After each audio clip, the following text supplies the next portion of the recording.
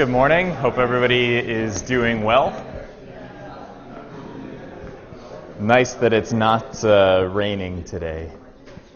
Thank you everybody for coming. Looks like we have about a 30% yield in the class today, which is fine because I'm going to give everyone that's here answers on the exam. Okay. We're going to talk today about a topic that is very close to my heart, which is the use of polymers in solar cells. And we're going to be talking about some of the polymers that have the characteristic of semiconductor properties. So they have fluorescence, electroluminescence, chemiluminescence, charge transport properties that approach amorphous silicon, so you can also print them and coat them in the same way that you might produce a newspaper, but make an electronic device. And the other half of today's talk is solar cells. So this is a topic that tends to get young people, me included, very interested because a lot of us have an interest in helping to contribute to energy, because there aren't really a lot of ways to make it cleanly, and polymer solar cells, if you can make them very thin, might be one way of doing that. So whenever a scientist gives a talk that is even peripherally related to the energy challenge, he or she gives a couple of factoids, or maybe one factoid that serves to motivate the research, but ironically depress the audience. And this one is my favorite. That more energy in the form of sunlight strikes the Earth in an hour than is consumed by human activity in a year. So many of you are probably aware of this fact, but it's one of those things that in 50 years we're going to look back at humanity in 2016 and say, why didn't we come to this realization earlier that if we just capture a tiny fraction of the light that is hitting pavement and rooftops and desert sand and areas that where the sun doesn't do anything but heat up the earth, that we're going to probably look like barbarians in 50 years for not acting on this realization sooner. There is a common conception in energy technology and public policy that says that the land area requirements for solar are a deal breaker because we need a lot of land. Solar energy is said to be dilute. So if we think about all potential methods of creating renewable energy, they all have land area requirements. So how does solar compare to other forms of renewable energy? So is the requirement for land area a deal breaker for solar? Solar panels, given a day-night flux of about 200 watts per square meter in North America, that's the day-night average. If we can capture that to 10 to 20%, or to about 10% efficiency, then solar panels produce an average of about 10 to 20 watts per square meter averaged over North America. So this is okay. I mean, you need 5 of these to run a 100-watt light bulb, but 100 watts is kind of a lot. Wind. So wind, you can't put wind turbines directly back to back because one of them will block the wind going to the next one and to the next one and so on. So there is actually a land area requirement for wind as well. Thankfully, you can actually combine wind and solar in a single utility. But this number actually speaks to the diluteness of wind energy compared to solar. It's about an order of magnitude more dilute than solar. Hydroelectric power we don't normally think about as having land area requirements, but if you are driving to Las Vegas from the Grand Canyon, and you go across the Hoover Dam, and if you take the energy that comes out of the Hoover Dam, which is about 1 to 2 gigawatts, and divide it by the area of Lake Mead, which is the lake that was produced by the damming of the Colorado River, you get about 3 watts per square meter. So hydroelectric, actually, we should do this wherever it makes sense to do it, but it really doesn't compete with this number. Biomass. So assuming we had a 3% efficient algae, we'd get about 3 watts per square meter. Do we have a 3% efficient algae? No. Are we likely to have one? Maybe. We should try to do it. You might be able to get a factor of 2, but you're probably not going to get a factor of 10. And this number is just taking the chemical bonds that are formed by the biomass and shoving it right in the gas tank. Not just the sugar, but the cellulose and the proteins, assuming you can get all of the energy out of all of those chemical bonds. So, for example, biofuels right now, so corn ethanol, for which we approximately break even because chemical engineers and nano engineers are generally not part of the public discussion about whether or not this makes sense to do.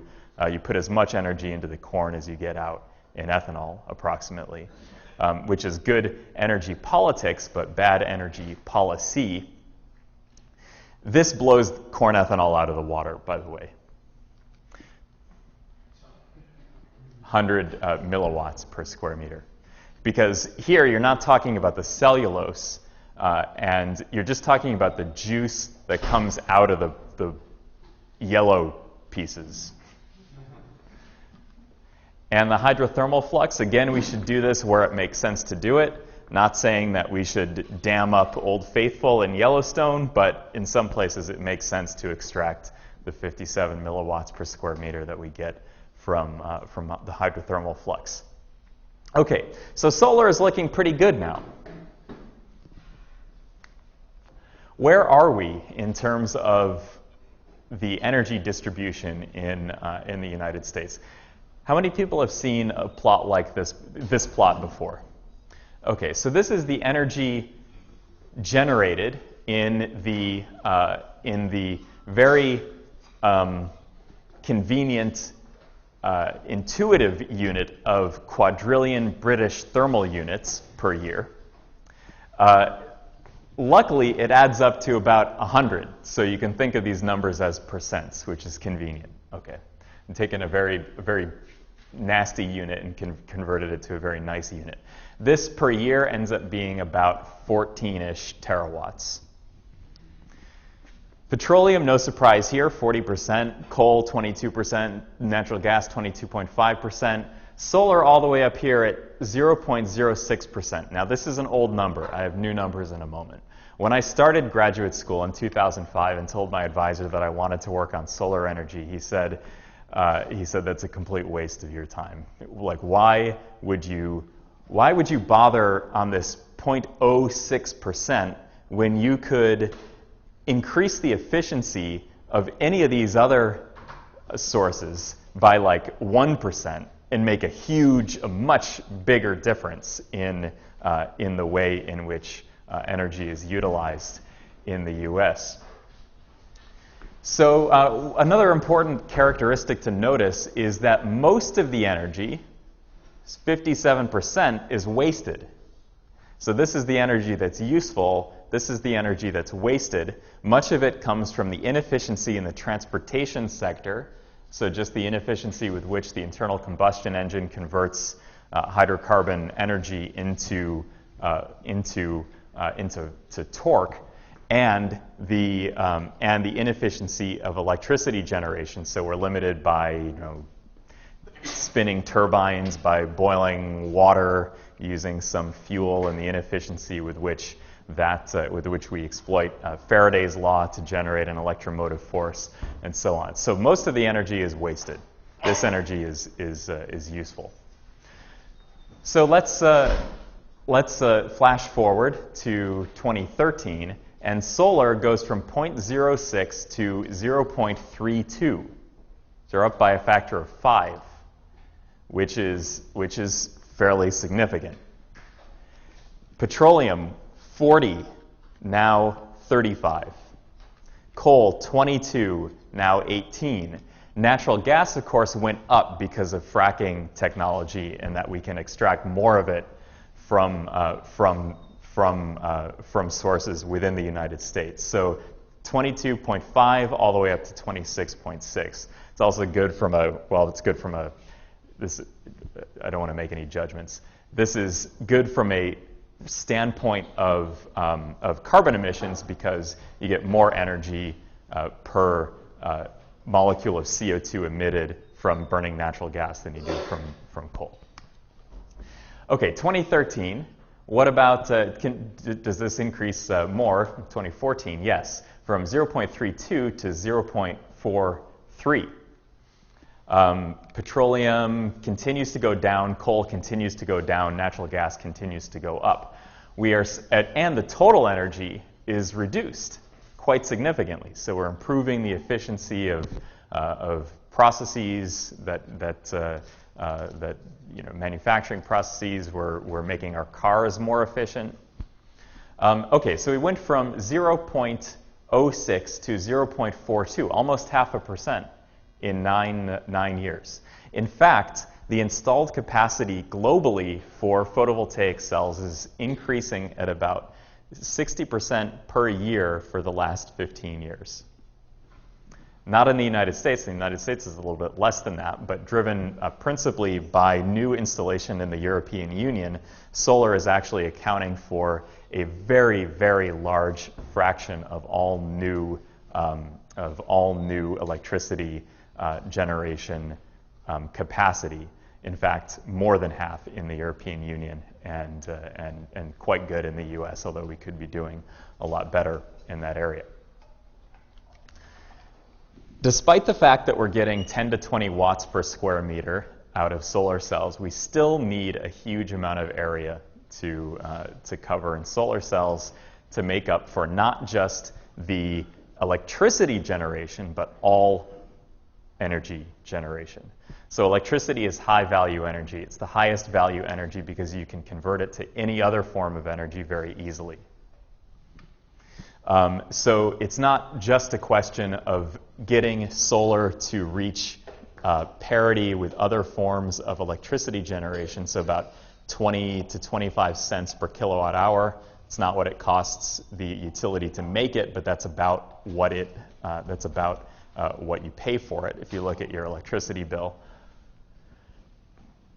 So to replace not just electricity with solar energy, but all energy with solar energy, assuming we can find the right way the right ways to store it, would still take covering solar cells over the United States in approximately this area. So this area is about 10 times the size of all the rooftops. It's about 3 times the size of Massachusetts. It's about 2% of the contiguous United States. It is approximately the same. It's approximately the same area that we've already coated with asphalt for the nation's numbered highway system. So these are scales that we've over which we've done things before. These are areas over which we have terraformed in some way. So can we make solar as cheap as asphalt? So several years ago now, but this number is still pretty much correct. In order to achieve parity with carbon-emitting sources of energy, the solar energy conversion system can cost no more than 10 times the cost of paint. So 10 times the cost of paint is approximately the cost of carpet, for those of you who have been to Home Depot recently. And this is amortized over 30 years, assuming about a 15% efficiency. So, you know, this number could change by a factor of 2, but it's not going to change by a factor of 10. So in come organic or plastic semiconductors. So this is poly-3-hexylthiophene that I kind of showed you 10 weeks ago. Can't believe it was 10 weeks ago already. So that was the fluorescent polymer that I shine the UV light on. And it, when you shine light on it, it excites an electron, and the electron can transfer to an electron acceptor. So a good electron acceptor is C60 or Buckminster fullerene that has this side chain on it to improve its solubility. So what you can do is take these two materials together and then make a paint out of them, and then make a 100 nanometer film, and you can get up to 8% now efficient solar cells. You can make solar cells using better materials than these that are about 11 or 12% efficient. So that's pretty good. And they're cheap. So, so these materials, if you buy them in bulk, cost you about $1 per square meter, which is on the order of the cost of paint. You can also print them in a roll-to-roll manner, so in a process resembling the way that we make newspaper. So here's a roll-to-roll coater. We work with this laboratory in Denmark, about which I'll show you a little bit more later. But the idea is that so lab scale efficiencies are now more than 10% in these cells because the layers can be so thin. So one of the ways in which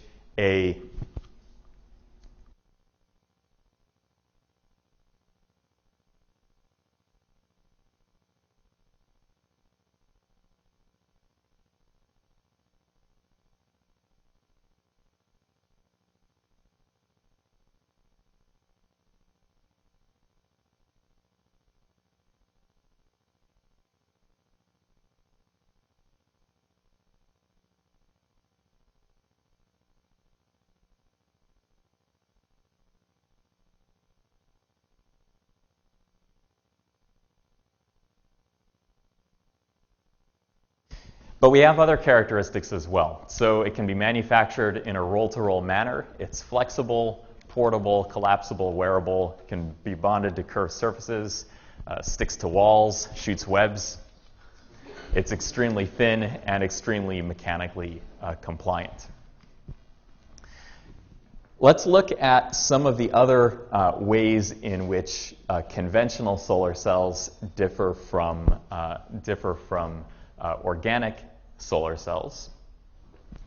So an inorganic solar cell has a p-type material and an n-type material. What is a p-type and an n-type material? So a p-type material is like silicon that has atoms in it that are missing an electron, so like boron. So boron has 3 valence electrons as opposed to silicon's 4 valence electrons. So when it is incorporated in the silicon lattice, there's like a missing electron. It's not formally charged, but the lattice is missing an electron. The n-type material has dopant atoms like arsenic or phosphorus, which have 5 valence electrons as opposed to 4, and that extra electron is mobile.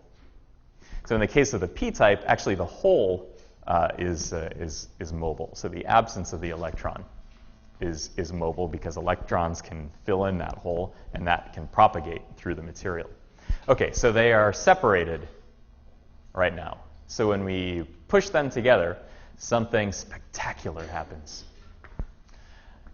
The excess electrons from the n-type material fill the holes in the missing electron in the missing valencies in the p-type material. So now the p-type material, ironically, becomes negatively charged, and the n-type material becomes positively charged. And this region at the junction, which is called the depletion region extends a few tens of nanometers onto either side of a junction, and what it does is it separates, it sets up an electric field at the junction.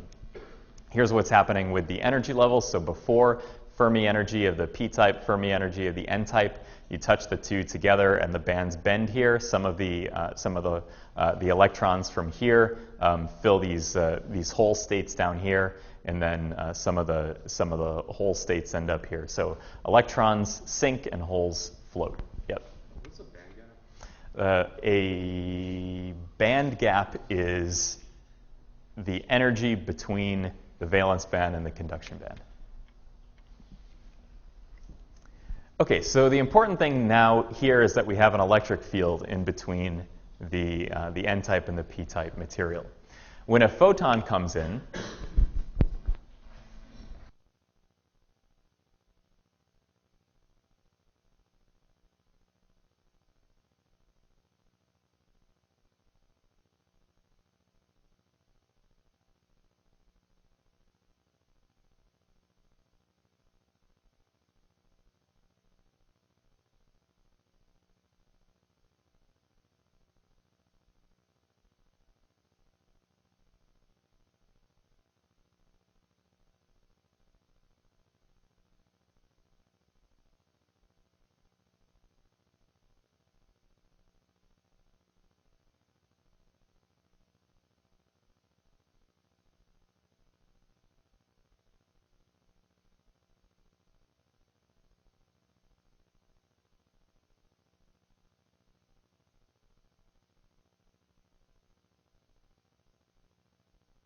effect.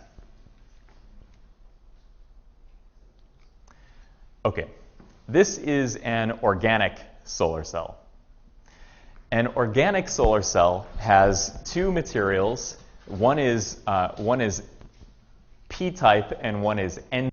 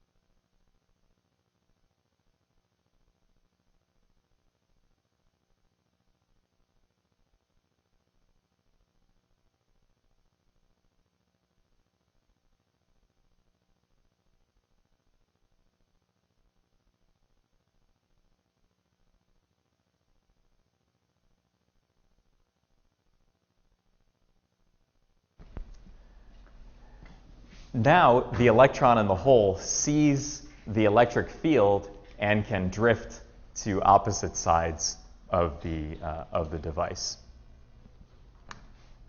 And that's the basis for a photovoltaic effect in the organic material, organic solar cell. So if you look at this in a little bit more detail, this is poly-3 alkyl thiophene, and it has this side chain on it, which can be 4, 6, 8, or 12, or anything you want. The side chain there just increases the solubility, it separates the chains so that it can become soluble in an organic solvent. And this is the way that you make the device. So you have some transparent substrate, some transparent electrode. So believe it or not, this is called the conventional geometry, but in the conventional geometry, the light comes through the bottom instead of the top, as you would hope for a solar cell. Okay, so the light comes through the bottom in the conventional geometry, and this is where the business happens. This is the polythiophene and fullerene active layer, and then there's this low work function top contact. So this could be like glass or transparent plastic. This could be indium tin oxide, which is the same transparent conductor that's on the front and back side of your smartphone and your laptop screen. And then this is the active material here. And in this case, the electrons go up, the holes go down, the light comes through from the bottom. Of course, you would turn this upside down outside.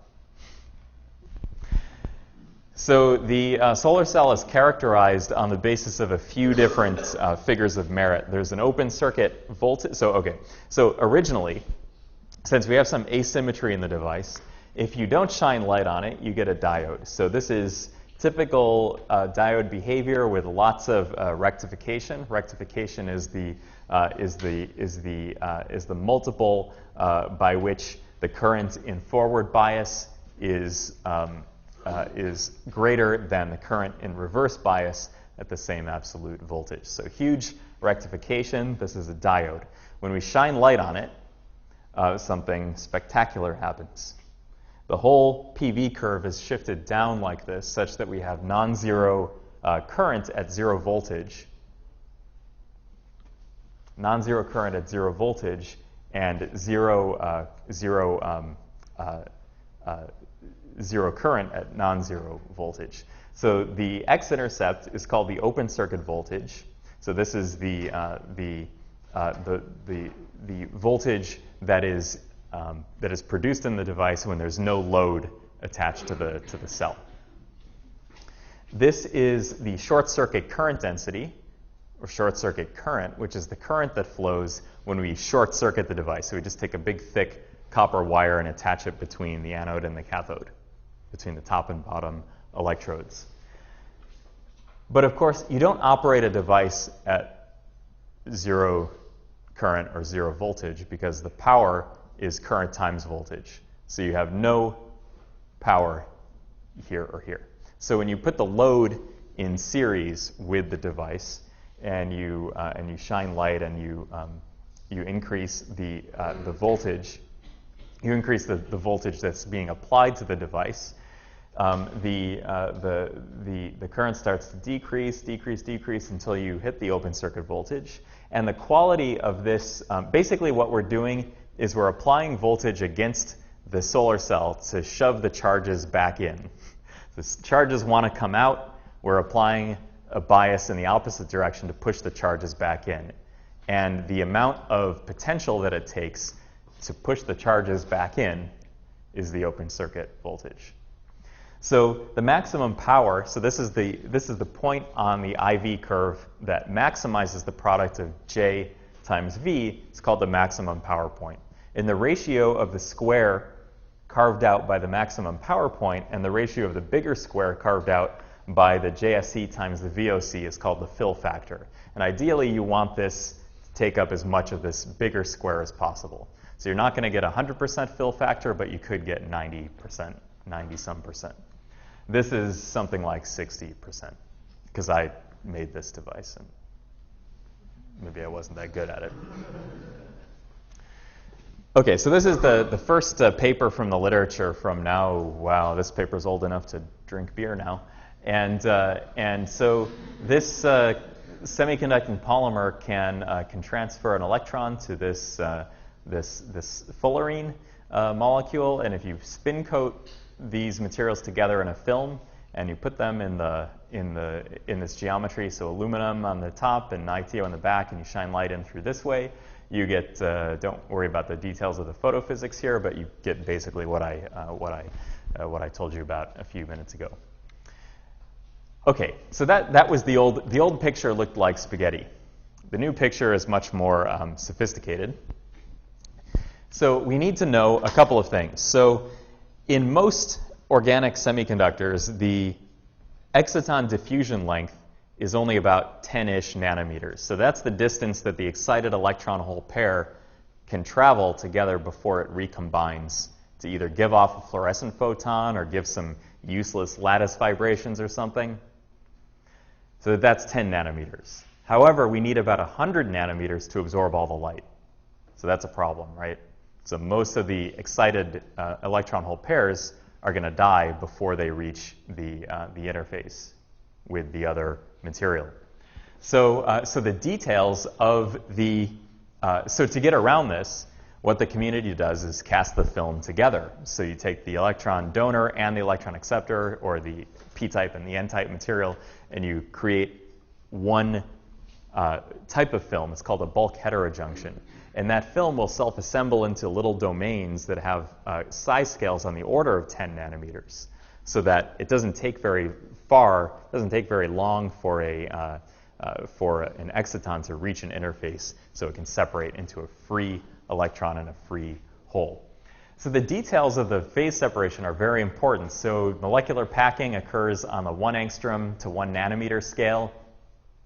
Then you have these crystallite, these crystallites here, and these fullerene molecules that kind of sit in this mixed region around the fullerene.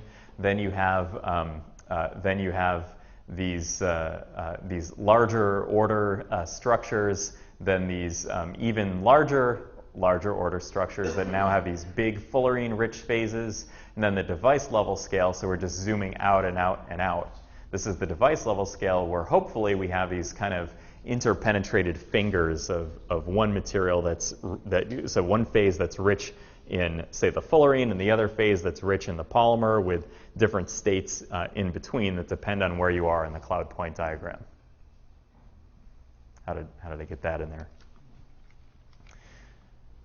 So the details of the phase behavior are very important for the operation of these devices. So if you look on the 1 millimeter scale, you've got these flexible devices. If you look in the 1 micron scale, you have these phase separated bulk heterojunctions. So this distance again is about 100 nanometers, and the distance between these little purple and green grains are about 10 nanometers. If you look at an even closer, this is just another artist rendition of the bulk heterojunction. And here's what's happening on the molecular scale again. The backbone rigidity has a big effect on the phase behavior of the polymer. So this is called a comb-like polymer. So you've got this. It's more like a brush, I guess, because tines and a comb stick out straight, but these kind of go all over the place. But anyway, this is like a comb-like polymer, and it has a relatively not stiff backbone. But when you increase the stiffness of the backbone, so you increase the stiffness of the backbone by increasing the dihedral potential energy, so increase the distance or the energy difference between one state and a rotated state, then you get a stiffer polymer. You can imagine a couple of different crystalline packing structures. So polymer chains could line up like spaghetti like this, or line up like, I don't know, some kind of hair tie banana clip or something like this. And then they could self-assemble into some kind of Celtic artwork like this. And then it depends on where you are. The morphology that you get depends on where you are in the phases. So there are a couple of where you are in the phase diagram. So there are a couple of important points to consider. Suppose you have something at T3, which is in the one-phase region. So you have more or less evenly distributed fullerene molecules throughout the polymer. Is this going to be a very efficient cell, solar cell? Probably not. The reason it's not is because once you separate the charges, you need percolated contiguous pathways for the charges to reach the electrodes. In this case, you have no contiguous pathways because the fullerene molecules are all isolated here. In the completely phase-separated region, you have fullerene molecules that form these like fullerene-rich phases. Sometimes they could be crystallites, sometimes they could be amorphous, and then you have this polymer phase that goes everywhere else. Is this the most efficient? Perhaps not. Reason perhaps not is because you have potentially increased the separation between the phases to the point where the excitons can't reach the interface anymore. What you need is to be in the Goldilocks zone. Someone's been sleeping in my bed. Or wait, no, it's about porridge and yeah, I should have used the porridge example from Goldilocks, not the bed one.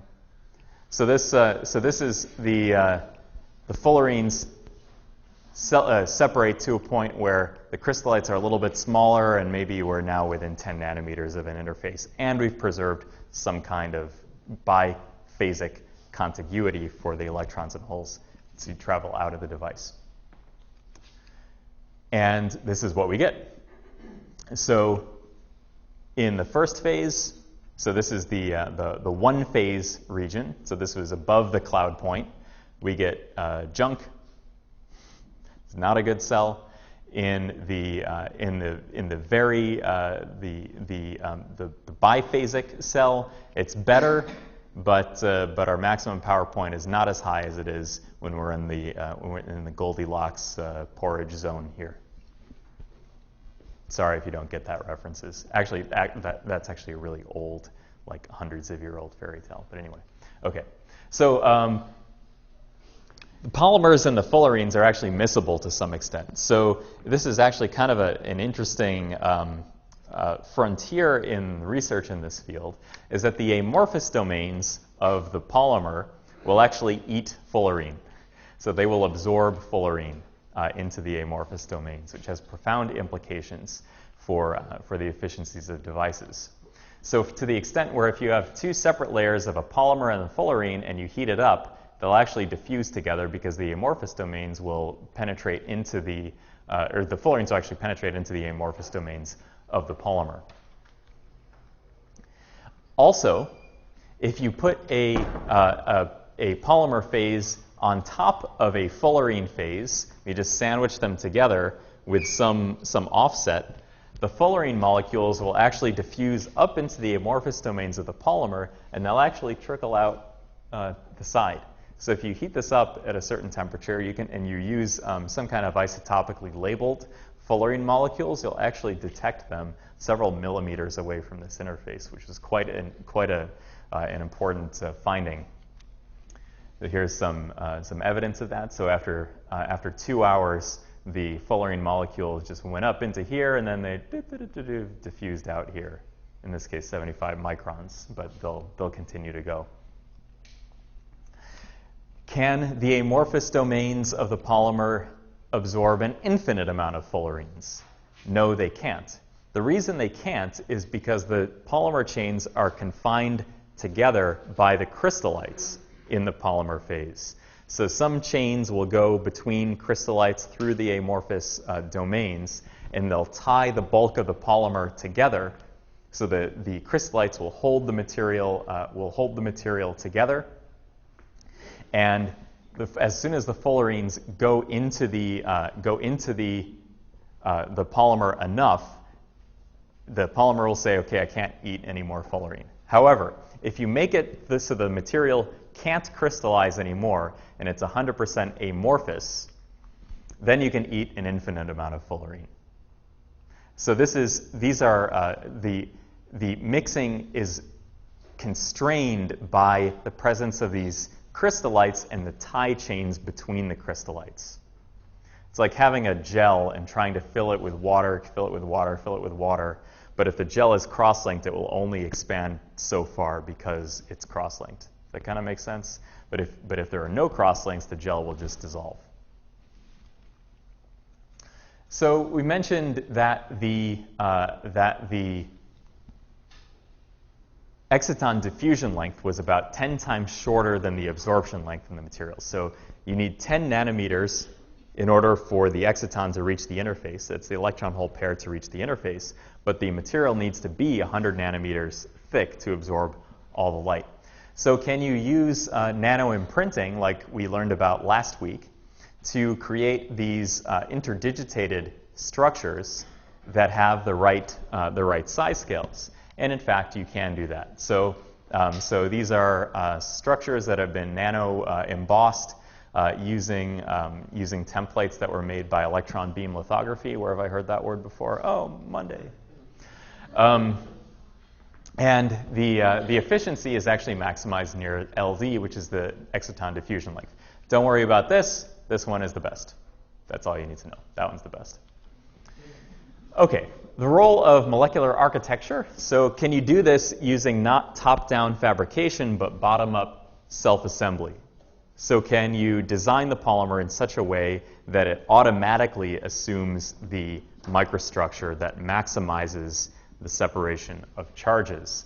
And how do we do that? Using block copolymers. Here's cubic, hexagonal, gyroid, lamellar, inverted gyroid, inverted hexagonal, inverted cubic. Does this work too well? You don't really get these phases yet because the polymers are so stiff that they don't really form these nice theoretical microdomains. But you do get some improvement. So here's the block copolymer, and it's better than the controls.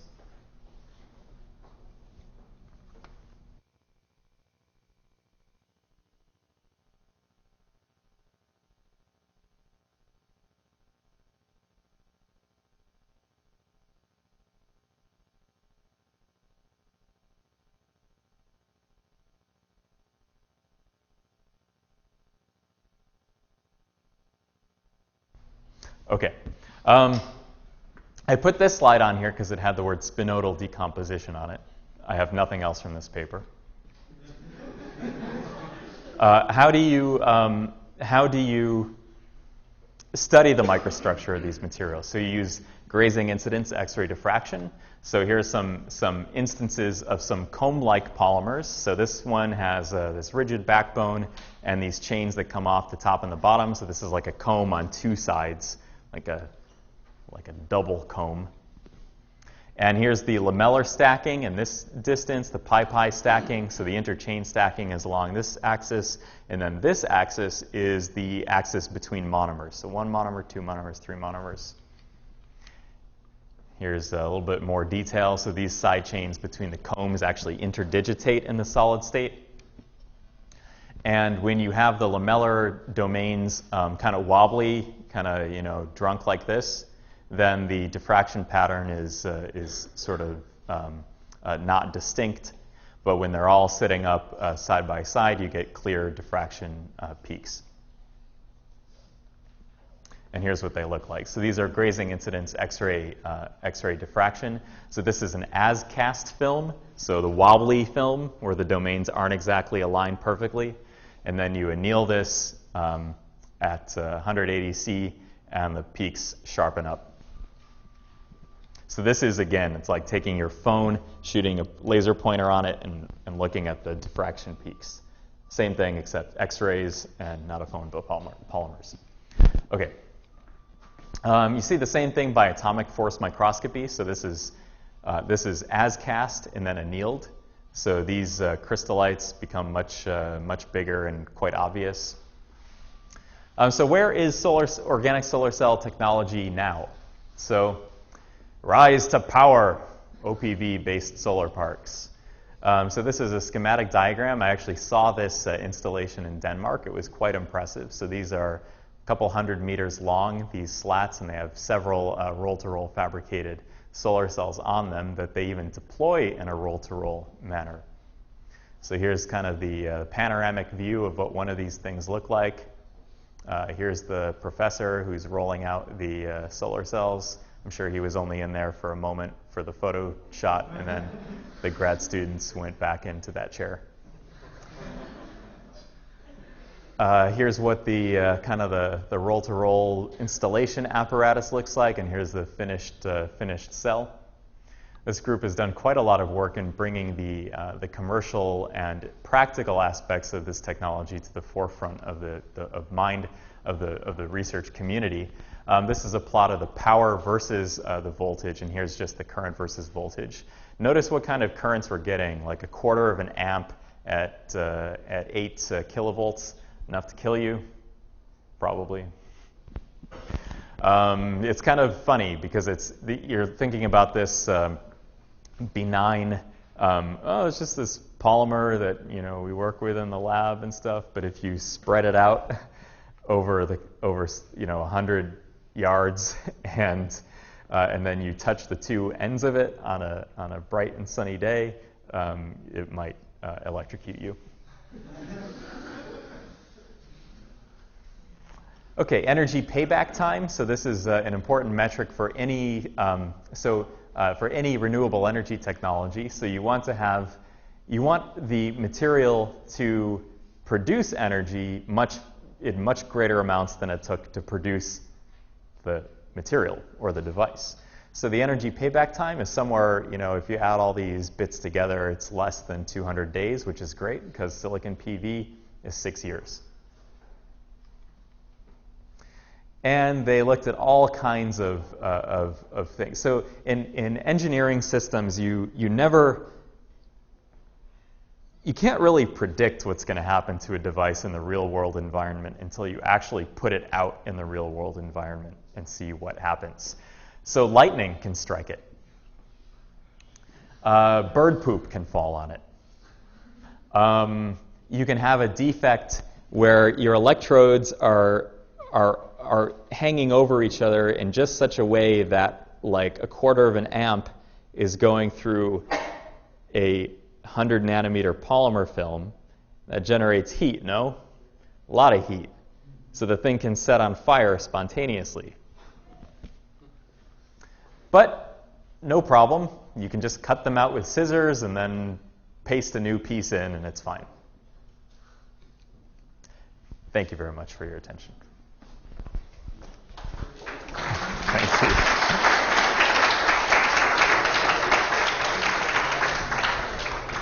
On Friday, Sam will be giving the lecture, and I'll be sitting in the front row. I can't wait.